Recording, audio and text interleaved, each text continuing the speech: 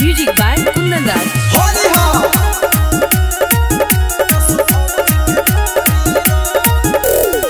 होली के दिन काहे करेलु माना, रंगे तो भौजी हो अपन खजाना।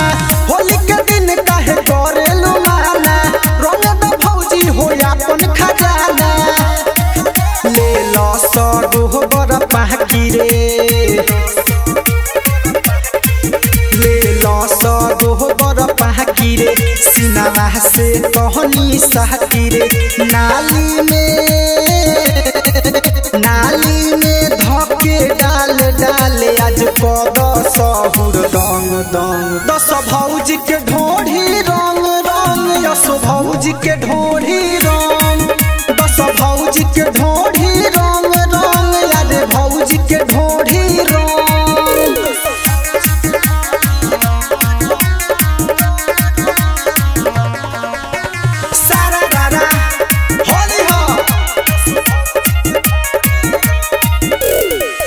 देखी पिचकारी तोहके करे ना सहूर हो, देवर ससे ऐसे काहे भागेलु दूर हो।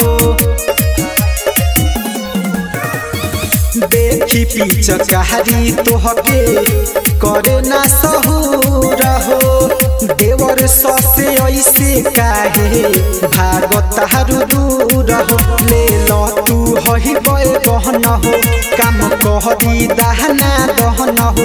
पीके दारू बियर रम रम, आज नाश्ता में रहस भंग भंग। 10 भौजी के ढोढ़ी रंग रंग, 10 भौजी के ढोढ़ी रंग, 10 भौजी के ढोढ़ी रंग रंग, यारे भौजी के ढोढ़ी रंग।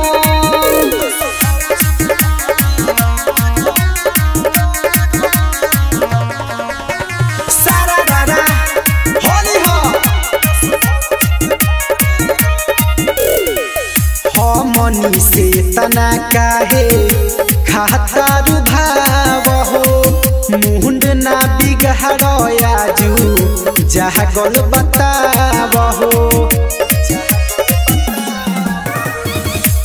मनी से तना काहे खातारू भाव हो, मुंड ना बिगड़ आजू जागल बताव हो। तनी महाने जा हमर कहल हो, आज छोड़ी ना बीटू बिटहल हो।